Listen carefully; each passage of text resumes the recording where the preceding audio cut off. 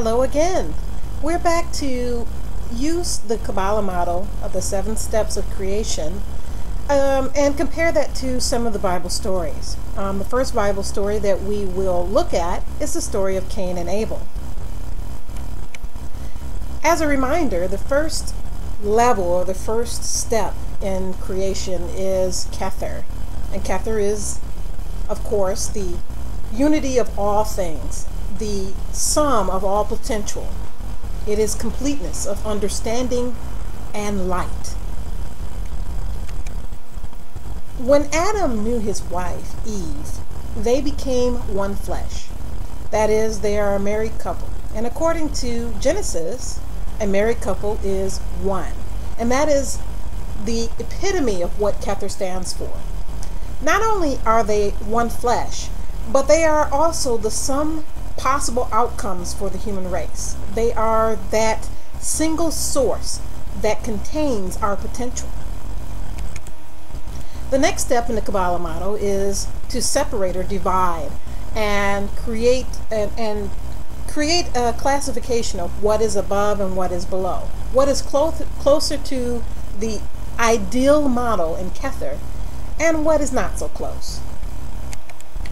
Again, we see that division of two in Cain and Abel themselves. Cain is born first and then Abel is born.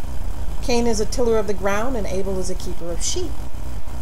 But the Lord looked with respect on Abel's offering but rejected Cain's offering.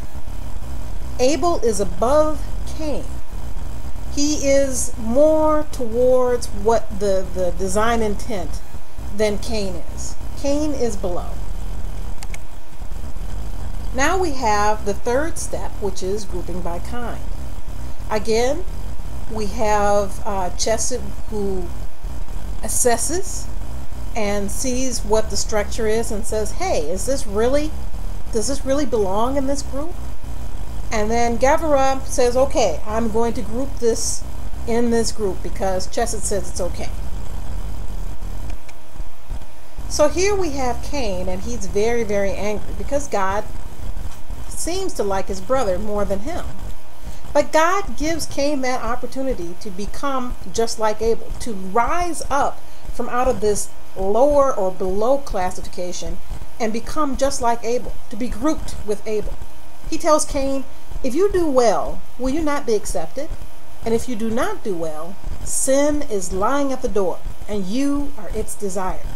So he's basically telling Cain, hey, listen, I know that you have this anger in your heart. You really can't stand your brother. But you can rise above that. You can be better than that. And then you'll be accepted, just as Abel is accepted. Now we come to the fourth level of Tepereth, where the kingdom is reflected, both of what is below, what is above, all the creation process and the grouping processes, and what is below. At this point, we see that Cain goes to speak with Abel. And while he is in the field with Abel, there comes a point when he has that choice. This is the denouement of the story. He can either take the high road or the low road. He can be grouped with Abel or continue to follow sin around, follow the anger in his heart and fulfill that and become that classification. The whole point of possibility hinges on this one moment. And Cain messes up. He kills Abel. He is unable to control himself and to control the sin within him. And so he is forever branded as, and forever makes the potential of the kingdom that take that path where there are these two classifications. The next level is judgment.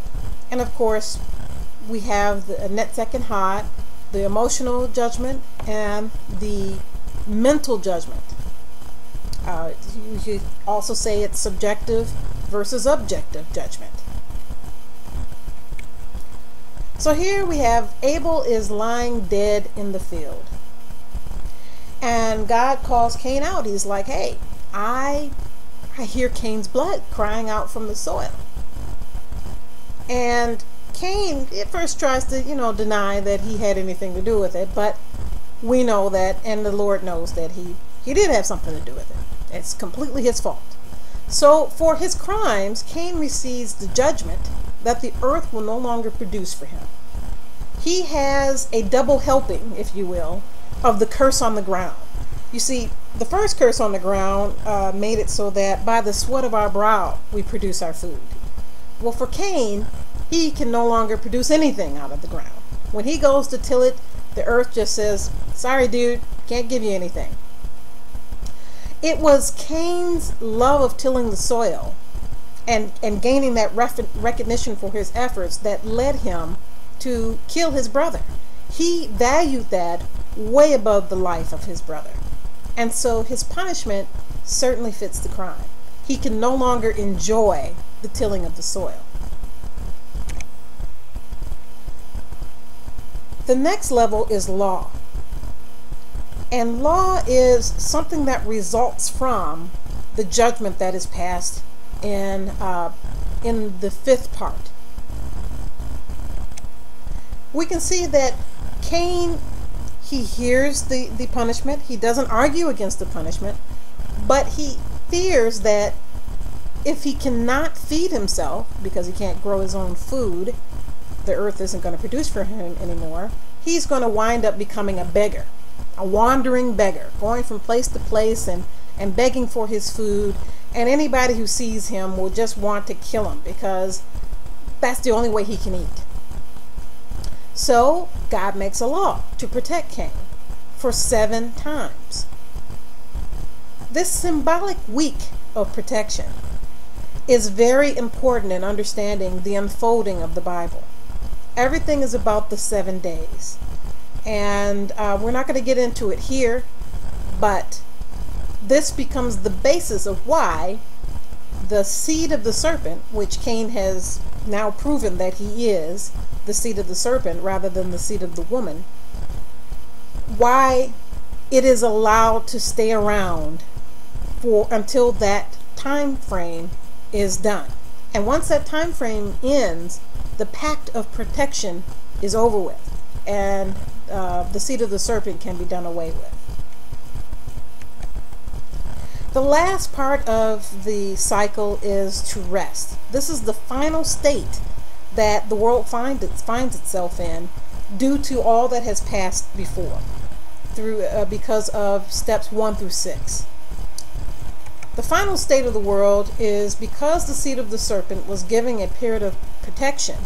Lawlessness grew in the earth until the time of the flood, and also beyond that, because we are still dealing with those that seventh period, that 7 cycles that the seed of the serpent is protected. It is allowed to exist and not be harmed. And so the current state of the earth is that is its potential, that is its resting state. And now that concludes our first Bible story as it relates to the Kabbalah. If you want to know more, you can join us on Facebook under Jewish and Christian Symbology. We discuss Jewish symbolism, Bible prophecy, hidden meanings in the Bible, and also Kabbalah. Thanks again, and have a good evening.